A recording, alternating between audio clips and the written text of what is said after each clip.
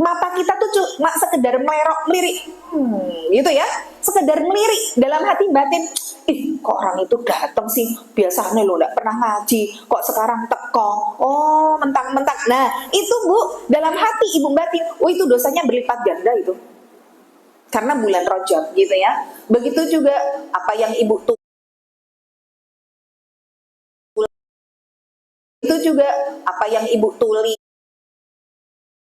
ya, sampai mungkin ada orang yang ketika bikin status itu 5 menit udah dihapus, sampai tanya, loh kok statusnya yang tadi udah dihapus? Iya, target sudah membaca pesan saya. Oh berarti statusnya emang cuma buat nyindir orang ya, ibu-ibu yang melakukan seperti itu. Maka hati-hati betul ya di bulan Rajab salah satunya. Dan untuk beribadah, kalau kita pengen dilipat gandakan, tetap yang sesuai dengan tuntunan. Jangan cuma sekedar, oh ini ape, oh ini bagus gitu ya. Contoh nih, tidak setiap yang niat baik itu mesti benar. Kalau kemudian kita membaca hadis rakaataini minal fajri khairum minad dunya wa ma fiha, 2 rakaat sholat fajr itu pahalanya lebih besar daripada dunia seisinya. Terus kita mikir gini, kalau sholat fajr 2 rakaat aja pahalanya gede banget ya, lebih besar daripada dunia seisinya. Lagi kalau aku sholat fajrnya 3 rakaat, wah itu pahalanya lebih gede. Nah, ketika dia sholat fajar 3 rakaat, bukan dapat pahala yang lebih besar, justru malah sesat. Kenapa? Mau niatnya baik, tapi caranya nggak benar, caranya nggak sesuai dengan tuntunan gitu ya. Makanya di bulan Rajab ini, kalau mau memperbanyak amal soleh, silahkan, tapi tetap yang memang ada tuntunannya. Mau puasa, kalau hari ini misalkan puasa, loh poso apa dino iki? Poso Rejeb. Loh nggak ada Bu, poso Rejeb. Puasa khusus Rajab itu nggak ada. Tapi kalau kemudian ibu mau memperbanyak puasa, boleh. Misalkan nih, di pekan ini ya, nanti kan Jumat, Sabtu, Ahad bertepatan dengan Ayamul Bid. Ketika di hari Senin kemarin misalkan, hari Senin, bismillah, niatnya poso Senin sekaligus poso Daud, boleh. Yang namanya amal ibadah itu, selama kita menggabungkan antara sunnah dengan sunnah, boleh untuk dijadikan satu niatnya. Amalnya satu, niatnya 2, niatnya 3, gak masalah. Asal sunnah dengan sunnah. Jadi misalkan hari Senin, niatnya puasa Senin sekaligus Daud. Selasa gak puasa.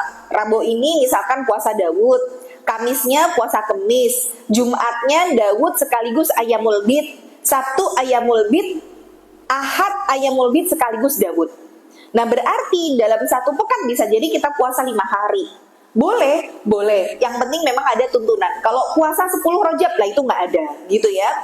Maka bukan hanya di puasa yang boleh kita gabungkan niat antara sunnah dengan sunnah. Di sholat pun juga boleh ibu.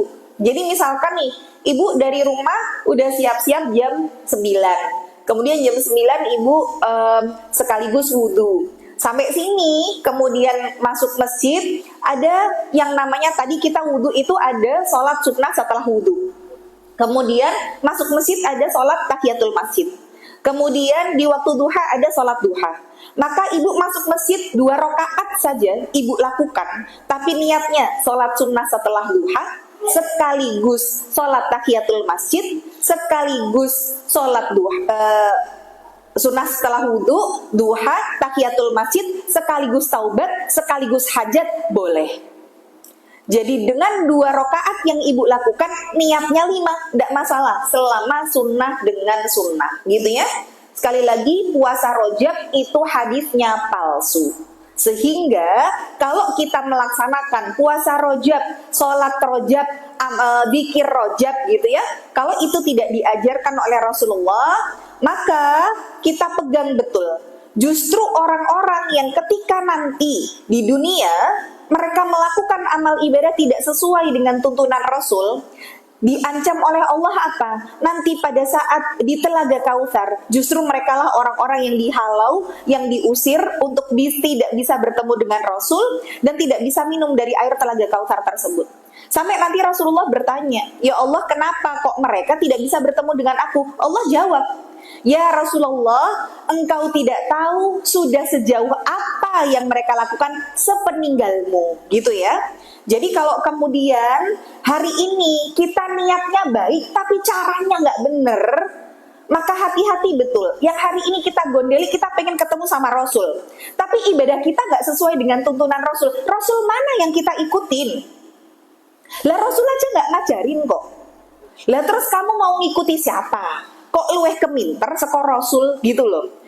Kalau untuk urusan dunia, Rasul memang mengatakan antum a'lamu bi umuri dunyakum. Kalian lebih paham urusan dunia kalian. Ibu mau bikin inovasi pintu Doraemon misalkan, di sini rumah buka, langsung depan Ka'bah, silahkan, itu urusan dunia.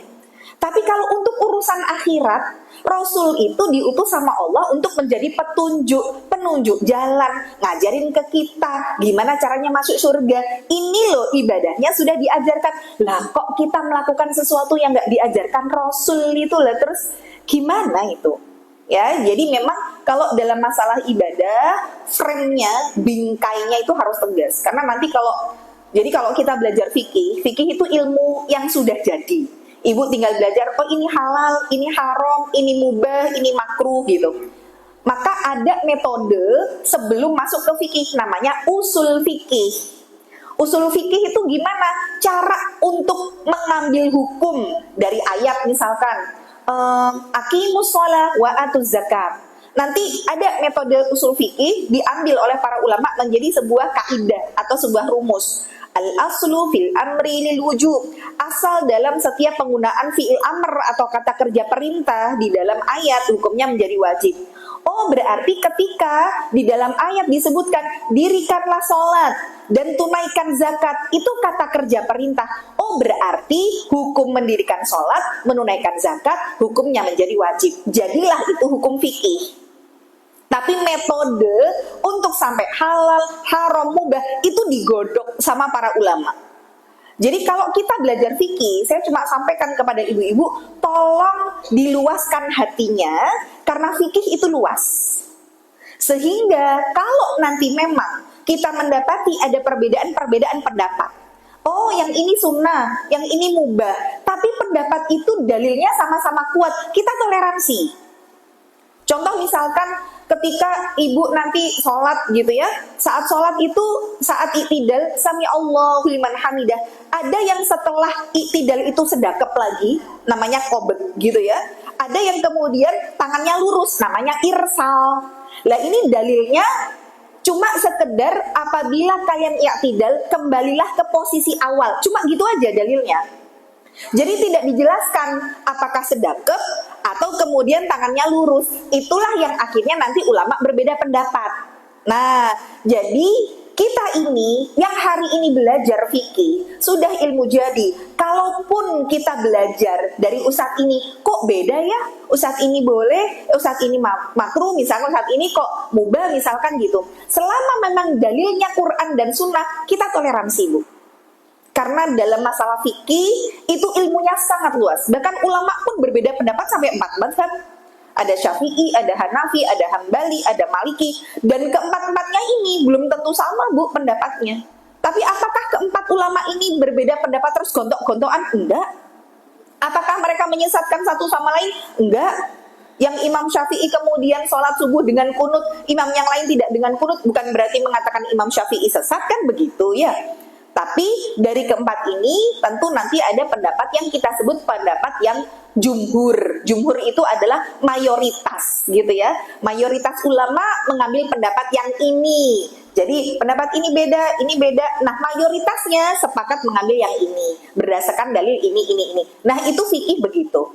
Maka saya tidak pengen ibu-ibu yang belajar fikih ketika nanti mendapati ada perbedaan dengan tata cara pelaksanaan, kemudian kita ngerasa, oh itu sesat, yang benar aku, oh ustadz itu salah gitu, yang benar ustadz, saya nggak mau seperti itu. Karena sekali lagi fikih itu luas, yang sempit itu hati kita. Kadang ustadz-ustadz yang mereka itu benar-benar sudah belajar bahasa Arab, hafal Quran, hadis ratusan, mereka juga pelajari, itu mereka bisa lebih toleransi loh, Bu. Contoh ya, mungkin saya menyebut nama Ustadz Adi Hidayat, mungkin yang Muhammadiyah. Kemudian ada Ustadz Khalid Basalamah yang Salafi gitu ya. Ada Ustadz Abdul Somad yang kemudian NU. Nah, di antara ustadz-ustadz ini, kadang mereka tidak sepakat dalam satu urusan. Tapi nggak ada tuh yang mereka ketika ketemu kok gontok-gontokan terus bilang, oh ustadz iki sesat. Nggak ada yang menyesatkan begitu. Yang nyesat-nyesatkan itu malah yang bawahannya, sing pengikutnya, sing Quran ora apal, bahasa Arab ora mudeng, hadis dari dulu ndak nambah-nambah, cuma innamal a'malu binniyat wae. Habis itu kon neruske yo nggak isa kan gitu. Jadi tolonglah buat kita yang masih fakir ilmu ini gitu ya, kalau kemudian belum bisa sampai di tahapan ulama, ndak usah kemudian kita udur dewe-dewe. Wong yo sama-sama orang beriman, sama-sama umat muslim, yang beda cuma tata cara ibadah. Kalau yang beda itu dari segi akidah, itu yang kita nggak boleh toleransi. Kalau cuma masalah fikih aja nggak apa-apa gitu loh. Kalau yang beda sudah masalah akidahnya, rukun iman kita 6, oh kok yang sebelah sana rukun imannya 12 lah, itu udah beda akidahnya. Kok mereka sampai punya hari raya tanggal 10 Muharram, nah itu kita yang nggak bisa untuk menerima itu karena sudah beda konsep akidahnya, gitu ya Bu ya. Jadi saya berharap kalau Ibu belajar fikih harus menyiapkan untuk meluaskan hati, ya. Kok aku sinau ngene-ngene yo saiki, padahal dulu tuh belajarnya gini-gini. Ya sudah, selama sekali lagi dalilnya dari Quran dan Sunnah sama-sama sahih, kita terima perbedaan pendapat itu, gitu ya. Tapi kalau sudah hadisnya palsu, kita nggak nerima. Kayak misalkan puasa Rajab tadi, zikir Rajab ataupun sholat Rajab, itu semua hadisnya palsu, sehingga saya tidak mengambil pendapat dari hadis palsu, gitu ya. Yang dhaif gimana? Yang dhaif itu boleh untuk kita ambil, tapi sekedar jadi motivasi, bukan sebagai landasan untuk kita melakukan sesuatu. Makanya tadi doa Allah membarik lana fi Rajab itu dhaif, lemah. Boleh kita jadikan motivasi saja, sebagai misalkan, oh ini masuk bulan Rajab kita minta keberkahannya, silahkan berdoa dengan doa itu. Tapi nggak boleh jadi sandaran dalil bahwa oh Rasul itu nek bulan Rajab dan Sya'ban mesti baca doa ini. Nah itu yang nggak boleh, karena memang derajatnya tidak sampai kepada derajat yang sahih, gitu ya. Baik, insya Allah mudah-mudahan bisa difahami ya dalam masalah fikih ini. Jadi kalau tadi misalkan kita mau bertawasul dengan amal solih, boleh, asal memang amal solihnya harus sesuai dengan tuntunan Rasul, harus kemudian ikhlas karena Allah. Tawasul lagi yang boleh apa? Bertawasul dengan orang solih yang masih hidup. Jadi orang solih yang masih hidup, misalkan nih, ibu pengen anaknya dapat jodoh, terus ibu datang ke ustadz, tolong doakan anak saya ya ustadz, biar anak saya segera dapat jodoh yang solih dunia akhirat. Boleh ibu, kenapa? Karena ustadznya masih hidup. Tapi kalau ustadznya udah meninggal, datang ke kuburan, datang ke makamnya para habib, datang ke makamnya wali songo, bahkan datang ke makamnya Rasul, datang ke makam Rasul itu, Raudhah memang menjadi tempat mustajab, tapi tempatnya saja yang mustajab, tetap nggak boleh kita bertawasul dengan Rasul. Kita nggak boleh, ya Rasulullah, tolong sampaikan hajat kami ya Rasul, ya Rasulullah, tolong sampaikan kepada Allah untuk mengampuni dosa kami. Nah itu nggak boleh. Apalagi kemudian kepada para wali-wali ataupun para habib-habib yang sudah meninggal dunia, kita datang ke makam mereka, silahkan untuk ziarah kubur. Tapi kemudian untuk mengalap berkah, nah itu yang tidak diizinkan, gitu ya. Baik, itu sebagai prolog saja. Mudah-mudahan ibu-ibu bisa memahami. Ini kok mic-nya jerendet-jerendet ya Bu? Tes.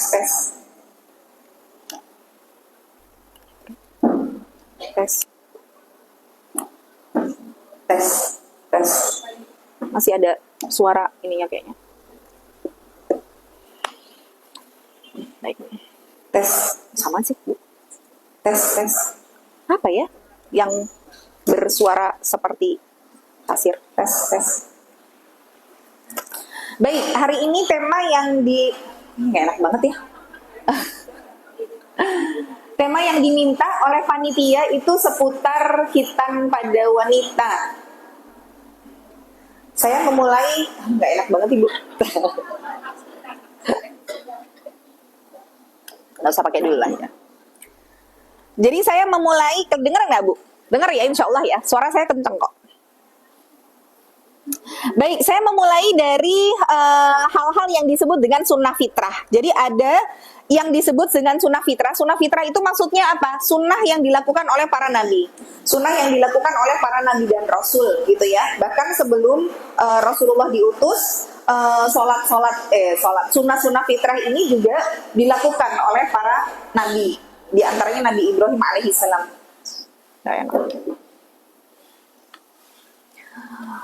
Hadis yang diriwayatkan dari Abu Hurairah radhiyallahu taala an berkata, Rasulullah bersabda, al fitratu khamsun. Fitrah itu, sunnah fitrah itu ada 5. Yang pertama ada al khitan gitu ya. Nanti saya jelaskan ini karena pembahasan kita nanti di khitan ya. Khitan. Yang kedua adalah al istihdad, mencukur bulu kemaluan. Yang ketiga qasus syarib, mencukur kumis. Yang keempat taklimul adfar, memotong kuku. Dan yang kelima adalah natful abad, mencabut bulu ketiak. Nah, ini sunnah fitrah yang juga dilakukan oleh para nabi dan rasul sebelum dari Rasulullah diutus ya. Membahas dari khitan sendiri, sudah bisa Pak? Tes, sudah bisa Pak, alhamdulillah. Terima kasih Pak, jazakumullah khair. Jadi saya ulang, sunnah fitrah itu ada 5. 1, khitan. 2, mencukur bulu kemaluan. 3, mencukur kumis. 4, memotong kuku. Dan yang kelima, mencabut bulu ketiak. Nah, kalau kemudian kita pahami teks ini, berarti sunnahnya itu kalau kumis dicukur, bukan dipanjangkan. Sekarang ada orang yang motong jenggot, mencukur jenggot, tapi memanjangkan kumis. Nah, itu nggak sesuai dengan sunnah, gitu ya. Jadi, kumisnya dicukur, jenggotnya dipanjangkan. Kemudian bulu ketiak itu perintahnya di apa Bu? Dicabut, mencabut bulu ketiak. Bulu kemaluan dicukur. Artinya kalau kemudian kita hari ini bulu ketiaknya nggak dicabut tapi dicukur, gimana? Kan perintahnya mencabut bulu ketiak gitu ya. Tapi kita mencukur bulu ketiak, gimana? Boleh nggak? Sebenarnya boleh-boleh saja. Tapi ketika kita mencukur bulu ketiak, kita jadi kehilangan sunnah dari mencabutnya, gitu ya.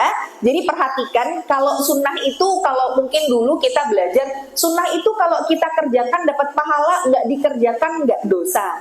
Nah sekarang cara berpikirnya jangan kayak gitu. Kalau kayak gitu nanti kita tidak termotivasi untuk melakukan amalan sunnah. Sunnah itu kalau kita kerjakan dapat pahala, nggak dikerjakan rugi. Nah, gitu ya. Jadi misalkan nih, sholat malam, yang ala sholat malam ki yo sunnah toko, wong awak dhewe ra sholat malam yo ora dosa. Lah kalau kemudian kita mikirnya nggak sholat malam nggak dosa, kita nggak jadi termotivasi sholat malam. Tapi kalau kemudian kita mikirnya, oh ini sholat malam, aku kerjakan, aku dapat pahala, tapi aku nggak ngerjain, aku rugi loh. Nah, itu akhirnya kita jadi termotivasi, gitu ya. Maka bagi yang misalkan tadi ya, bulu ketiaknya dicukur, boleh nggak? Boleh saja. Tapi berpotensi kehilangan pahala dari aktivitas mencabutnya itu. Begitu juga misalkan saya punya beberapa jamaah yang mereka tim nakes gitu ya, tim dokter. Mereka tuh ada di antara mereka yang nggak suka gitu dengan aktivitas cabut, cukur. Akhirnya mereka lebih memilih untuk jadi ada di di klinik kecantikan itu namanya hair removal. Jadi teknik yang dilakukan yang memang akhirnya membuat tidak tumbuh bulu-bulu itu. Nah, jadi posisi dari mulai ketiak, dari segi faraj gitu ya, dari segi kemaluan itu ya itulah ada ini tekniknya ya. Jadi mereka akhirnya nggak tumbuh karena saking males aja mau cukur-cukur bersih-bersih ini lagi, dia besok tumbuh lagi. Akhirnya udahlah di hair removal aja lah biar nggak tumbuh selamanya. Nah, kalau ditanya boleh atau nggak, boleh-boleh saja. Cuma kita jadi kehilangan pahala gitu loh dari aktivitas itu. Nah, jadi berpikir tentang sunnah, contoh lagi bagaimana mengambil sunnah ini pada saat tadi ya i'tidal gitu ya. I'tidal itu sami Allahu liman hamidah, walaupun memang dalilnya dari Rasulullah adalah kembalilah ke posisi awal. Makanya kenapa berbeda pendapat di era awal mula diperintahkan untuk sholat. Sholat itu memang irsal Bu, Allahu Akbar, itu tangannya lurus. Sampai akhirnya turunlah yang kemudian disuruh untuk sedekap. Nah, orang-orang yang di sekitaran mana ya, masih pengikutnya madhab Hanafi, sampai sekarang itu ketika sholat ya masih lurus, itu bukan orang Syiah, mereka memang masih mengambil pendapat awal. Allahu Akbar, tangannya nggak sedangkep gitu. Maka ketika itidal kembalilah ke posisi awal, karena posisi awal lurus, ya berarti mereka tangannya lurus lagi. Tapi beda dengan yang diambil pendapatnya oleh Imam Syafi'i. Imam Syafi'i kemudian mengambil pendapat, loh kita itu kan awal mula sholat sedakep, berarti ketika kembali ke posisi awal ya sedakep lagi. Maka beliau mengambil pendapat kalau di dalam sedakepnya itu ada pahala lebih, maka beliau lebih milih sedakep lagi daripada tangannya lurus. Walaupun yang tangannya lurus tidak berdosa, tapi dapat kehilangan kesempatan untuk bisa dapat pahala dari sedekah tersebut. Mudah nggak, Bu? Jadi dalam sholat sendiri nanti kan ada sunah-sunah sholat yang kalau kita tidak mengerjakan sholatnya ya tetap sah, tapi kita kehilangan potensi untuk dapat tambahan dari pahala sunnahnya itu, gitu ya. Maka dalam masalah sunnah fitrah ini juga namanya sunnah. Walaupun ketika tidak dikerjakan ya kita tidak berdosa, tapi ini sunnah yang kemudian dilakukan oleh para nabi dan rasul gitu, sehingga kita juga mengikuti apa yang menjadi petunjuk dari beliau-beliau ini. Maka sunnah fitrah tadi ada 5 gitu ya. Kalau kemudian kita bahas dan bedah satu-satu, dalam masalah khitan akan berbeda hukum antara khitan laki-laki dan khitan perempuan. Nah, khitan laki-laki itu bisa dilakukan sejak usia bayi, tapi kalau khitan wanita nggak bisa sebenarnya. Nah, awal mula ada khitan itu gimana? Nah, saya mengawali dulu, karena ini dari Nabi Ibrahim alaihissalam ya. Jadi pada saat itu Nabi Ibrahim itu kan memulai dari perjalanan dakwah beliau, perjalanan kehidupan Nabi Ibrahim itu ke 3 negara besar. Satu Babilonia, Babilonia itu di kawasan mana? Di kawasan Irak. Jadi Nabi Ibrahim itu bukan orang Arab, Bu, orang Irak. Ya. Kemudian dari Irak beliau nanti ke Palestina melewati Mesir, barulah kemudian di Palestina nanti ke Mekah. Jadi ini 3 negara besar yang kemudian disinggahi oleh Nabi Ibrahim alaihissalam. Jadi Nabi Ibrahim ketika berada di Babilonia gitu ya, benar-benar tidak ada yang beriman sama beliau kecuali satu saja, Saroh istrinya. Dan pada saat itu Raja Namrud sampai akhirnya membuat simbol kebencian kepada rakyat Babilonia dengan mengatakan Ibrahim ini akan kami eksekusi dengan dibakar, dan bagaimana pembakarannya itu disaksikan oleh seluruh rakyat yang ada di Babilonia, bahkan dilakukan di alun-alun kota. Dan ketika kemudian Raja Namrud itu pengen setiap dari rakyatnya itu punya kebencian, sampai setiap orang diperintahkan untuk mengumpulkan kayu bakar sebanyak-banyaknya untuk membakar Nabi Ibrahim. Sampai ada seorang nenek yang tinggalnya di dalam hutan karena saking bencinya sama Ibrahim ya, dia mengatakan, aku mendengar bahwa besok ada eksekusi Ibrahim. Seandainya aku bisa datang. Padahal dia buta, tinggalnya di tengah hutan. Kemudian kata anaknya, kenapa Nek? Kok engkau mau datang ke pembakarannya Ibrahim? Apakah engkau mau untuk membantu Ibrahim? Kemudian kata si nenek, enggak, aku mau ikut nyumbang kayu bakar buat membesarkan apinya. Loh, itu saking bencinya tuh, tidak ada satupun yang akhirnya beriman sama beliau. Akhirnya ketika dieksekusi itu saking kayu bakarnya itu banyak banget karena dikumpulkan oleh setiap dari rakyat ya. Itu beliau dibakarnya itu ditali dulu, dan sebelum itu beliau ditelanjangi lebih dulu, Bu. Nabi Ibrahim itu telanjang.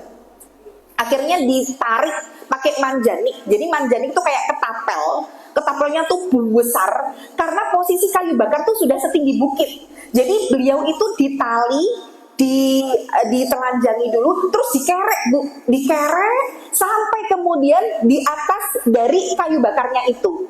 Makanya pada saat itu sudah beliau benar-benar pasrah sama Allah, sudah merasa bahwa ini kalau tidak Allah yang nolong nggak akan bisa selamat, maka beliau menjadikan zikirnya hasbunallah wa ni'mal wakil, ni'mal maula wa ni'man nasir. Sebaik Allah lah, cukuplah Allah.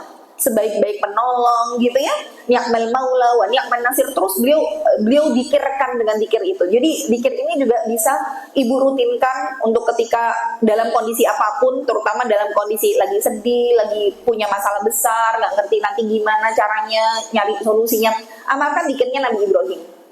Maka saat kemudian api itu sudah mulai dinyalakan, itu disebutkan dalam tafsirnya Ibnu Katsir, seandainya ada burung aja yang lewat di atas asapnya itu sampai mati, saking besarnya api yang digunakan untuk membakar Nabi Ibrahim. Tapi dalam keadaan itu Bu, sampai akhirnya ada seekor hewan yang diperintahkan untuk kita membunuh. Hewan apa kira-kira Bu? Cicak. Nah, cicak itu yang dia lakukan apa? Malah damoni, malah nyebul, abu, gitu ya, untuk membesarkan apinya Ibrahim. Berbeda sama semut. Apa yang dilakukan semut? Dia bawa air. Ketika ditanya sama si cicak, semut, kamu ngapain bawa air? Aku mau memadamkan apinya Ibrahim. Diketawain, lawong kamu loh, badannya sekecil itu bawa air, lawong apinya Ibrahim aja sebesar ini, mana bisa untuk memadamkan apinya? Maka kemudian semut mengatakan, walaupun aku tahu air yang aku bawa tidak akan bisa memadamkan apinya Ibrahim, tapi paling tidak disinilah ketika Allah bertanya di pihak mana aku berada. Nah, jadi kalau nanti di dalam hadis yang lain disebutkan sunnah untuk kita membunuh cicak. Bahkan Ibunda Aisyah itu sampai punya tongkat pemukul cicak secara khusus. Sampai Rasul bersabda, barang siapa yang membunuh cicak dengan sekali pukulan terus mati, ada pahala besar di dalamnya. 2 kali pukulan baru mati, berkurang lagi pahalanya. 3 pukulan baru mati, berkurang lagi gitu ya. Jadi sunnahnya kalau ada cicak itu dioyak, dibunuh. Nah, singkat cerita nanti dari kisah Nabi Ibrahim, kemudian beliau menuju ke Palestina, melewati Mesir. Di Mesir digoda sama raja karena rajanya tertarik sama kecantikan Sarah. Singkat cerita, akhirnya supaya tidak berimbas negatif gitu ya, mendoakan keburukan untuk si raja Mesir ini, akhirnya Ibrahim diberikan anak dari raja tersebut karena rajanya punya selir yang banyak. Dipilihkan anak yang paling cantik, yang paling nurut, yang paling taat, yaitu Hajar. Jadi Hajar itu anaknya raja sebenarnya, dikasih untuk menemani Ibrahim dan Sarah menjadi pelayannya. Sampailah mereka akhirnya ke Palestina. Jadi pada saat Nabi Ibrahim di situ ke Palestina, ada satu pengikutnya yang setia, yaitu Nabi Lut alaihi salam. Makanya sebenarnya Nabi Ibrahim sama Nabi Lut itu satu periode Bu.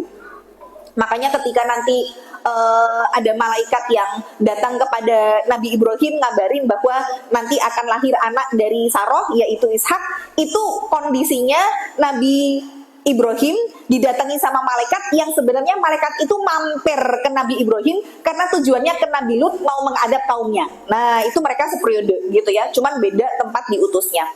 Maka ketika sudah sampai di Palestina, kemudian Sarah tidak punya keturunan gitu ya, belum Allah kasih keturunan dan malah menikahi Hajar dan akhirnya Hajar langsung hamil. Nah, disinilah kok ada syariat khitan itu. Jadi rasa kecemburuan yang sangat besar di diri Sarah sebagai istri pertama dan istri yang paling cantik saat itu, dia merasa bahwa kok yang dinikahi dari pelayan ini kok malah bisa hamil terlebih dahulu. Maka ketika melahirkan Ismail, Sarah ini bersumpah, demi Allah, singkirkan wajah dia dari hadapanku dan akan aku potong dia menjadi 3 bagian. Nah, ini sumpahnya Sarah. Saking ngerasa sakit hati banget gitu ya, kok madunya malah punya anak duluan gitu. Maka ide untuk meletakkan atau meninggalkan Hajar dan Ismail di Mekah itu sebenarnya karena Sarah cemburu berat. Dia nggak mau untuk melihat wajahnya Hajar dan Ismail. Singkirkan dari wajahku dan aku akan potong dia menjadi 3 bagian. Inilah akhirnya Allah supaya, karena walaupun Sarah saat itu menyesal dan beliau adalah seorang wanita yang solihah, tahu bahwa apa yang menjadi sumpahnya ini ya sebuah keburukan, tapi sudah terlanjur terucap menjadi sebuah sumpah, maka Allah akhirnya memerintahkan supaya dia juga tidak melanggar sumpahnya, maka dijadikanlah untuk dipotong 3 bagian wanita, 1 khitan, 2 tindek kanan kiri. Nah, jadi inilah syariat pertama sebenarnya di dalam Islam. Kenapa kok perempuan pakai anteng-anteng, sama ada khitan wanita. Sebenarnya itu sumpahnya Sarah tadi. Alhamdulillah Bu, Sarah bersumpahnya cuma dipotong 3 bagian. Lah nek 100 bagian awak dhewe apa sing harap dibolongi gitu ya. Nah nanti singkat cerita baru kemudian ya, prosesnya di Mekah itu nanti saya pengen cerita tapi nanti panjang wis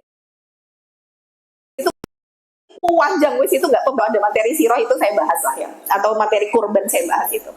Nah, sekarang saya mau bahas khitan dulu. Jadi khitan pada wanita akan berbeda hukumnya dengan khitan pada laki-laki. Karena khitan pada laki-laki hukumnya wajib. Karena kalau misalkan seorang laki-laki tidak dikhitan, otomatis ketika dia buang air kecil, masih ada sisa dari air kencingnya itu yang menempel di ujung daripada kita sebut dengan bahasa halus aja faraj gitu ya. Kemaluan kita bahasakan Arab faraj gitu. Maka masih akan ada sisa air kencing yang ada di farajnya. Sehingga bagi seorang laki-laki yang kemudian dia belum dikhitan kok kemudian sudah akil balik, ya berarti sholatnya tidak sah gitu ya, karena dia masih membawa najisnya itu. Tapi bagaimana dengan wanita? Nah, dalil umum tentang khitan di mana Rasulullah kemudian bersabda kepada seorang wanita yang disebut sebagai juru khitan, namanya adalah Ummu Atiyah. Nah, Ummu Atiyah ini kemudian Rasul berkata kepada beliau, "Innam ra'atan kanat tahtinu bil Madinah." Faqala lahan Nabi, "La tanhiki fa innahu ahdha lil mar'ah wa ahabbu ilal ba'li." Wahai Ummu Atiyah, khitanlah anak-anak wanita di antara kalian. Ada seorang wanita yang biasa memang melakukan khitan di Madinah ya, tadi namanya Ummu Atiyah. Kemudian Nabi bersabda, khitanlah anak-anak wanita kalian, tapi jangan berlebihan dalam memotong, karena itu lebih baik bagi wanita dan lebih disenangi oleh suaminya. Artinya, khitan wanita itu dia punya keistimewaan, dia punya keutamaan. Apa itu keutamanya? 2. 1, akan membuat, kalau di dalam hadis yang lain disebutkan, akan membuat wajah jadi lebih berseri-seri dan akan membuat lebih disenangi bagi para suami. Berarti kalau ibu pengen wajahnya lebih glowing, khitan. Ibu pengen sok bojone suweneng, khitan. Nah, ini diantara fadilah khitan pada wanita, gitu ya. Tapi sebenarnya kita juga tidak mendapatkan kaifiyah atau praktek secara langsung yang Rasul itu melakukan khitan wanita pada anak-anak perempuannya. Maksudnya khitan pada wanita tuh hadisnya cuma ini aja yang disampaikan kepada Ummu Atiyah. Tapi anak perempuan Rasul yang 4 ini, perempuan semuanya, kita tidak pernah mendengar bagaimana khitannya Fatimah, khitannya Zainab, Ruqayyah, Ummu Kulthum gitu ya. Sehingga khitan pada wanita hukumnya menjadi sunnah saja, namun bukan sampai derajat wajib seperti laki-laki. Maka ada memang perbedaan pendapat ya dari kalangan para ulama. Pendapat yang pertama yang mengambil hukum khitan wanita wajib itu adalah mazhabnya Syafi'i dan juga sebagian dari ulama Hambali. Maka Imam Syafi'i mengambil dalil apa dalam kitabnya beliau yang namanya Al-Um ya, khitan itu wajib bagi laki-laki dan perempuan berdasarkan hadis Ummu Atiyah tadi yang kemudian Rasul memerintahkan, berarti perintah itu hukumnya adalah wajib. Maka laki-laki dan perempuan itu dikiaskan atau disamakan hukumnya, tapi tetap dengan syarat khitan pada wanita tidak berlebihan dan tidak membahayakan.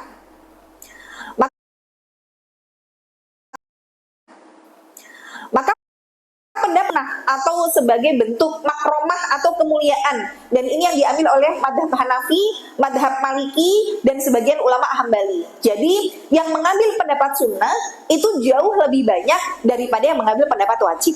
Makanya kalau dari ilmu fikih akhirnya dari perbedaan pendapat madhab ini kemudian kita mengambil jumhur ulama mengatakan gitu ya. Dari berbagai macam perbedaan kita lihat mayoritas ulama itu mengambil pendapat apa? Ternyata jumhur ulama mengatakan hukumnya sunnah saja. Kenapa kok akhirnya mengambil hukum sunnah? Karena tidak ada dalil sahih yang tegas untuk mewajibkan. Dan yang kedua, hadis dari Ummu Atiyah tadi itu menunjukkan anjuran saja, bukan sebagai sebuah kewajiban, gitu ya. Maka khitan pada wanita akan berbeda dengan khitan pada laki-laki. Bedanya di mana khitan pada wanita itu yang dipotong adalah bagian apa sih sebenarnya dari, kalau kemudian ibu tahu anatomi tubuhnya, kemudian faraj kita itu ada bagian yang dia kayak biji ya, namanya klitoris. Nah, di atasnya klitoris itu ada semacam selaput yang menutup, yang bentuknya seperti cengger ayam. Nah, inilah yang dikhitan. Jadi yang dikhitan bukan klitorisnya, bukan yang bagian bentuk kayak biji, bukan, tapi penutupnya. Dan itu sekedar dilukai, bukan dipotong. Kalau laki-laki memang dipotong, tapi kalau perempuan nggak dipotong. Nah, jadi di antara kenapa kok khitan bisa menjadi wajib bagi wanita. Kalau apa? Kalau kemudian seorang wanita, bahasa sekarang hyper gitu, dia punya libido yang sangat tinggi. Bener-bener dia nggak bisa untuk kontrol hawa nafsunya nih. Maka dengan khitan itu akan melerem. Dia akan meredam libido yang sangat tinggi itu. Saya tuh nggak ngerti juga ya Bu ya. Maksudnya apakah memang, saya pikir wanita yang dengan hyper itu nggak ada, saya pikir. Apalagi kalau kemudian jamaah-jamaah yang sudah ngaji. Tapi sampai akhirnya saya disadarkan ketika saya bahas masalah ini di kajian lain. Tiba-tiba ada jamaah yang kemudian datengin saya, "Ustazah, saya itu hyper," katanya. Hah? Jadi dia ngaku sendiri gitu. Kok bisa Bu gitu? Iya, jadi kayak di kajian kayak gini tuh saya tuh bisa ada rasa pengen gitu, ada hasrat pengen hubungan badan dengan suami tuh ada. Saya tuh mikir, kok iso yo pengajian kok ujuk-ujuk pengen gitu. Oh, saya dipikir gitu, maksudnya saya kan biasanya kalau kayak gitu kan memang ada pemicunya gitu ya, mungkin melihat, mungkin ada rangsangan.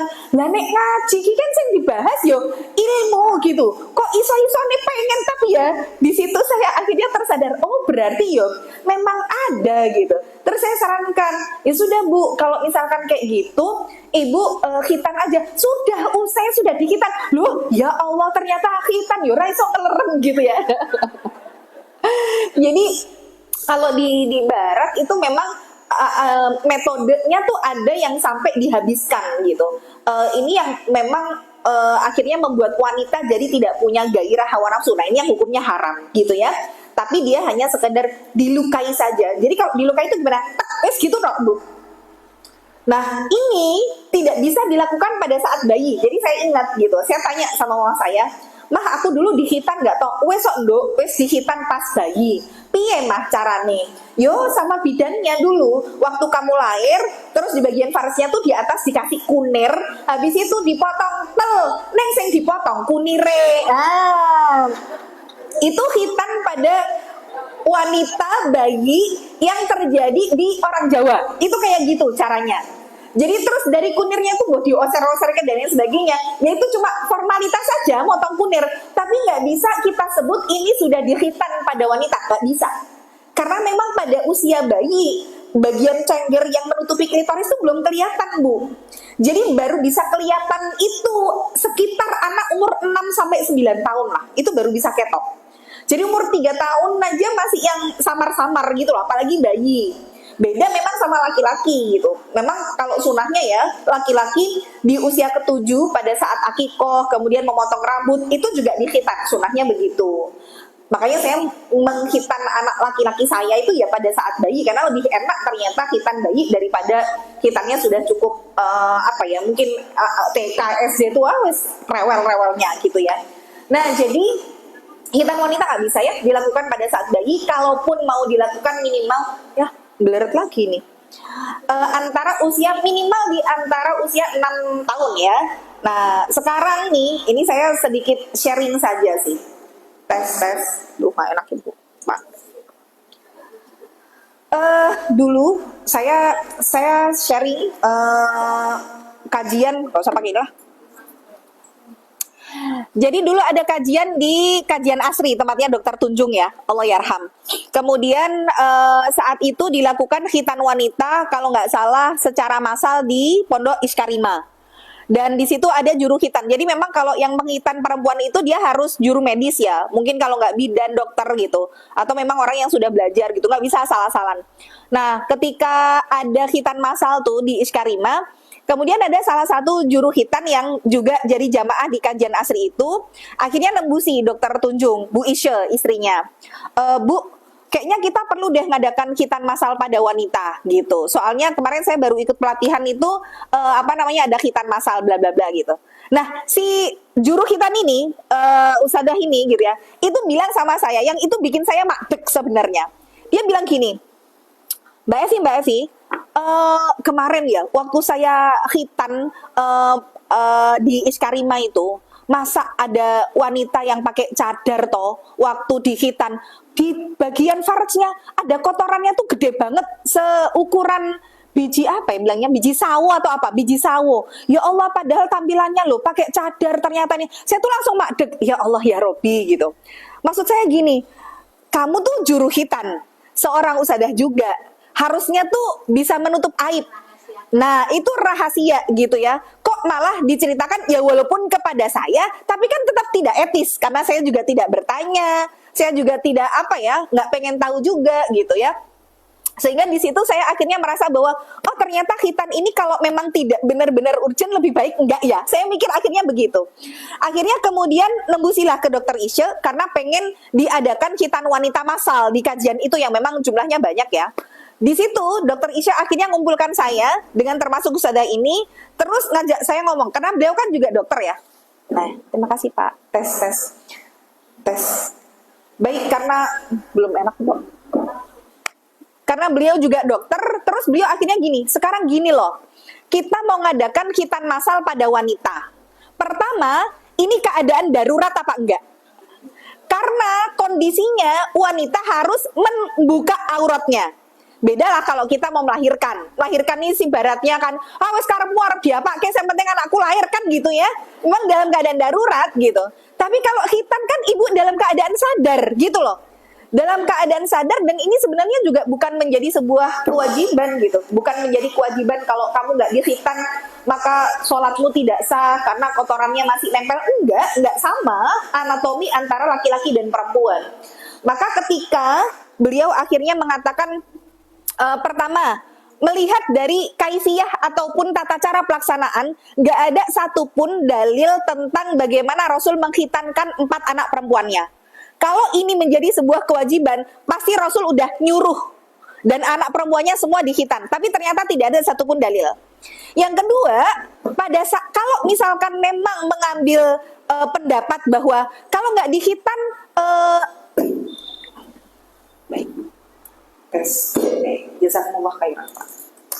Kemudian kalau ada pendapat kalau tidak dikhitan maka nanti sholatnya tidak sah. Sekarang ibu, ketika ibu buang air kecil, posisinya cebok, dengan tangannya masuk saja, itu sudah membersihkan najis. Jadi tidak ada kok najis masih ada tersembunyi di situ, masih ada sisa dengan tidak dikhitan, itu nggak ada, gitu ya. Kemudian yang ketiga, dalam keadaan sadar, kemudian bukan darurat, ucruk, buka, didelok gitu ya, aduh saya kok rasanya gimana gitu ya. Jadi saya sendiri juga dalam masalah khitan wanita tidak mengambil pendapat wajib, hanya mengambil pendapat sunnah saja. Sunnah itu pun ditekankan kalau ibu punya libido yang tinggi. Kalau misalkan biasa-biasa aja, ya bukan menjadi sebuah kewajiban juga gitu loh Bu. Kecuali kalau misalkan ibu pengen wajahnya lebih glowing, suamiku lebih seneng gitu, tidak apa-apa, silahkan khitan. Tapi bukan berarti yang tidak dikhitan itu tidak atau mendapatkan dosa tuh enggak gitu. Karena saya juga pernah waktu itu dibekam karena tukang bekamnya tuh juga juru khitan gitu ya. Terus dia nanya, Mbak Evi sudah dikhitan apa belum gitu. Mbak kalau nggak dikhitan nanti nggak sah loh sholatnya. Kalau nggak dikhitan begini-begini. Dalam hati wong saya kiyo sinau fikih Bu. Saya tuh ya tahu hukumnya seperti apa, prakteknya bla bla ya, saya diamkan saja. Nah jadi kalau misalkan memang dalam kondisi khitan itu memang urgent, silakan ibu khitan ya. Tapi penegasan ulama tidak boleh motong klitorisnya, kemudian tidak boleh merusak syarafnya, dan tidak boleh menyebabkan pendarahan secara berlebihan. Jadi memang karena dia posisinya dilukai ya, gitu. Itu memang setelahnya ada rasa perih, iya Bu, ya namanya dilukai gitu ya. Cuman saya coba tanya sama beberapa ibu-ibu yang sudah dikhitan, gimana Bu rasanya dari versi suami antara sebelum dikhitan sama setelah dikhitan. Katanya memang lebih menyenangkan bagi para suami setelah dikhitan gitu ya. Saya nggak tahu deh bedanya apa. Mungkin nanti bisa sharing ya buat ibu-ibu yang sudah pernah khitan ya. Nah, jadi saya tekankan lagi, tidak ada usia baku dalam syariat untuk masalah khitan pada wanita. Namun saat masih bayi ataupun anak kecil, biasanya memang dia belum terlihat. Jika belum dikhitan saat kecil, maka boleh ketika masih dilakukan sebelum usia akil balik. Kecuali kalau misalkan tadi ya, anak TK 6 tahun, 7 tahun gitu ya, yang memang mereka belum akil balik, nggak apa-apa dikhitan. Tapi nek wes awak dhewe ngene iki Bu. Ibu sudah 60 tahun, mungkin sudah nggak punya bojo misalkan gitu ya. Ya, maaf ya, maksudnya kita juga lah arep gopo gitu loh. Karena juga sudah hawa nafsunya kan beda ya laki-laki sama perempuan. Karena itu diantaranya buat ngelar. Lah ibu gak kepengen Yohan arep apa gitu loh maksud saya ya. Tapi kalau misalkan memang pengen dihitan ya monggo aja ya. Tidak ada kemudian kewajiban, tidak ada juga larangan ya. Maka setelah dewasa boleh. Makanya tadi kalau bisa mau tetap dihitan, ikuti sunat sebelum balik. Tapi kalau ternyata sudah balik kok belum dikhitan nih bagi wanita, boleh dengan catatan memang dilakukan tenaga medis, tidak membahayakan gitu ya, dan wanita tersebut juga dalam kondisi ridho gitu ya.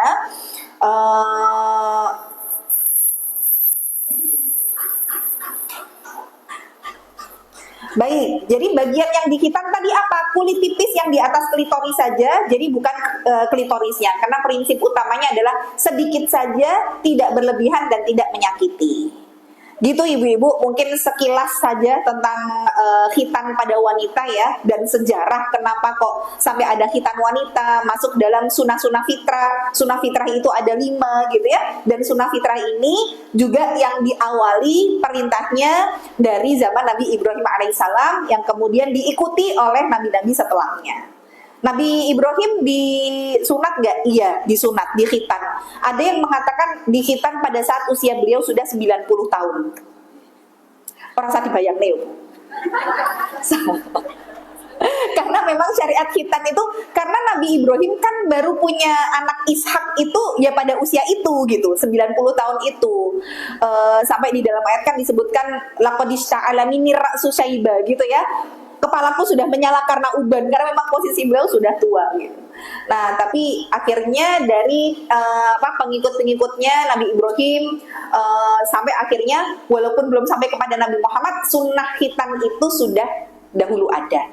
Dan kalau kita berbicara sunnah ya pasti ada kebaikannya. Makanya kalau anak-anak kecil hari ini bahkan non muslim sekalipun rata-rata yang kena sakit fimosis atau apa, itu salah satu dari terapinya ya khitan gitu. Begitu juga untuk para laki-laki yang baru mualaf sudah mau nikah, ya tetap wajib di khitan gitu ya. Karena sekarang kalau khitan itu kan lebih metode-metodenya juga lebih beragam ya, tidak harus manual, ada pakai laser, ada pakai klem dan lain sebagainya. Monggo aja, kita tidak mempermasalahkan metodenya harus yang seperti apa, sunahnya enggak, yang penting khitan gitu. Walaupun nanti dalam masalah metode laser itu nanti terjadi perbedaan pendapat ulama yang mengambil pendapat bahwa di antara ada 70.000 golongan dari umatku yang bisa untuk masuk surga tanpa hisab. Di antaranya 1 yang tidak minta diruqyah, 2 yang tidak melakukan pengobatan menggunakan kai atau besi panas. Nah, besi panas itu yang akhirnya oleh ulama kontemporer disamakan hukum dengan laser. Karena kalau laser itu kan kita pakai dia kan kayak besi gitu kan alatnya, kemudian dicolokin listrik, kemudian kan memang merah menyala gitu. Terus ketika itu digunakan untuk menghitan, itu kan benar-benar baunya kayak kambing guling gitu, kayak daging gosong gitu ya. Nah, ini yang akhirnya sama ulama disamakan hukum besi panas dengan laser. Bukan berarti nggak boleh, tapi ketika kita lakukan akhirnya membuat kesempatan masuk surga tanpa hisab jadi hilang.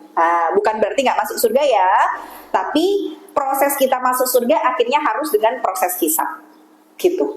Nah, ini mungkin sedikit dari khitan ya, semoga bisa memberikan manfaat dan tambahan ilmu supaya kita ngerti, oh ini hukumnya seperti apa, caranya seperti apa gitu ya. Dan kalaupun ada perbedaan-perbedaan pendapat, sekali lagi di masalah fikih toleransi selama dalilnya sama-sama dari Al-Quran dan Sunnah ya.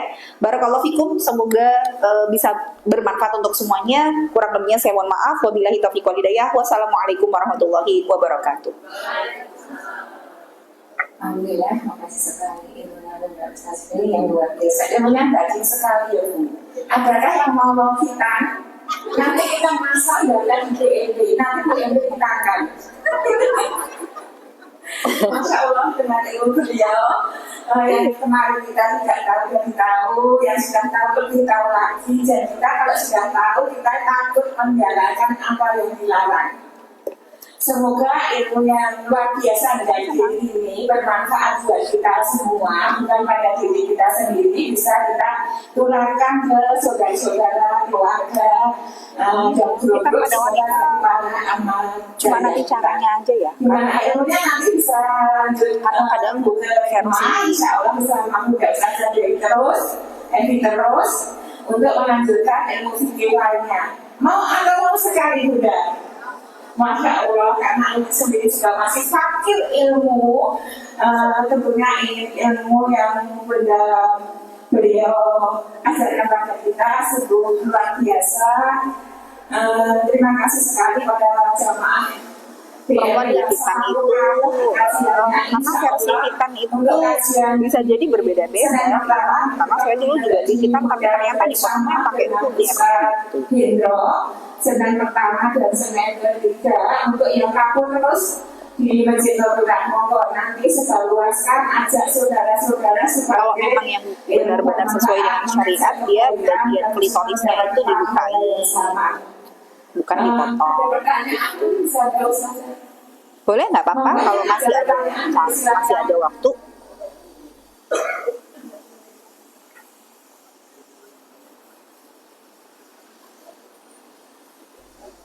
Assalamualaikum warahmatullahi wabarakatuh. Waalaikumsalam warahmatullahi wabarakatuh. Ya, Ustazah. Baik. Ayah saya usianya 84.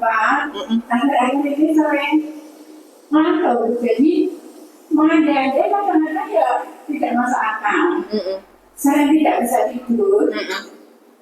Merasa kesulitan. Kepalanya sering ditepuk-tepuk gitu. Terus kemarin itu ya, itu bisa sebentar, kemudian begitu lagi. Mohon sarannya saja. Terima kasih. Wassalamualaikum warahmatullahi wabarakatuh. Waalaikumsalam warahmatullahi wabarakatuh. Saya luruskan dulu dari segi penggunaan katanya ya, karena bahasa Arab itu kalau beda tata cara ngomongnya nanti akan beda arti. Kalau yang metode untuk kita minta doa atau mendoakan dengan ayat-ayat Al-Quran namanya adalah ruqyah. Jadi pakai huruf Q gitu ya, ruqyah. Kalau ruqyah itu dari kata ro'a ya ro artinya melihat. Kalau pada saat mau Ramadan itu biasanya dilakukan ruqyatul hilal. Nah, itu melihat gitu. Kalau misalkan ada orang saya di ruqyah wae kok dideloki tok ya ora mari gitu ya.